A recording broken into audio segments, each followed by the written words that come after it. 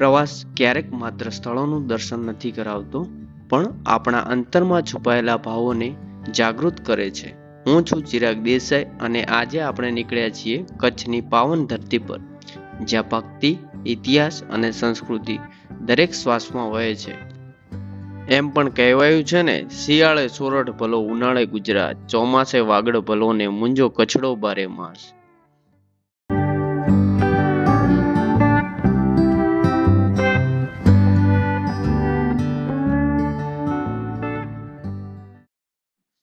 પ્રવાસનું પહેલું સ્થાન છે મોમાઈ મોરાગઢ મંદિર. મંદિરનું નવનિર્માણ હજુ ચાલુ હતું, પરંતુ તે અધૂરા ગર્ભગૃહમાંથી પણ નીકળતા દિવ્ય સ્પંદનો હૃદયને અદ્ભુત શાંતિ આપે છે. લોકો દૂર દૂરથી અહીંયા માતાજીના આશીર્વાદ માટે આવતા હોય છે. પવનમાં એક પવિત્રતા હતી, જાણે કોઈ અજાણ્યા સંગીતની ધૂન.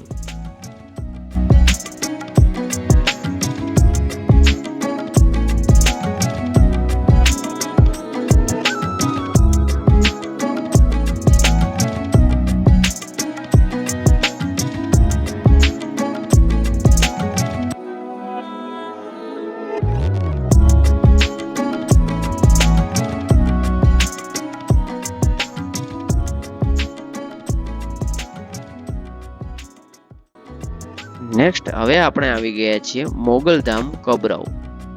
અહીંનું શિલ્પકામ, ભક્તિનો રંગ અને માતાજીની કરુણા બધું જ અત્યંત સુંદર. દરેક દીવો, દરેક આરતી આ સ્થળને શક્તિ સ્થાન બનાવે છે.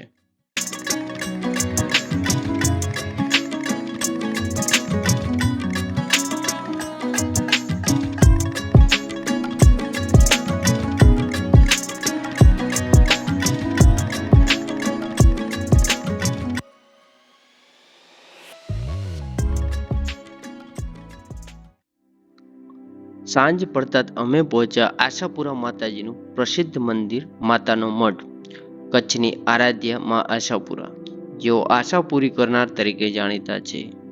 મંદિર લગભગ 500 વર્ષ જૂનું માનવામાં આવે છે, જ્યાં જાડેજા રાજવીઓએ માતાજીની પ્રત્યેની ભક્તિ તરીકે આ ભવ્ય મંદિર બંધાવ્યું હતું.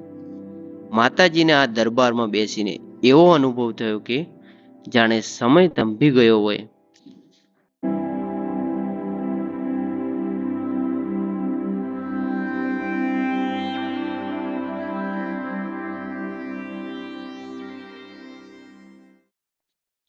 બીજા દિવસે પહોંચ્યા સ્મૃતિવન ભૂકંપ મ્યુઝિયમ. 2001ના વિનાશકારી ભૂકંપની યાદમાં બનાવેલું આ સ્મારક માત્ર એક મ્યુઝિયમ નથી, પરંતુ હિંમત, પુનર્જીવન અને માનવતાની કહાની છે.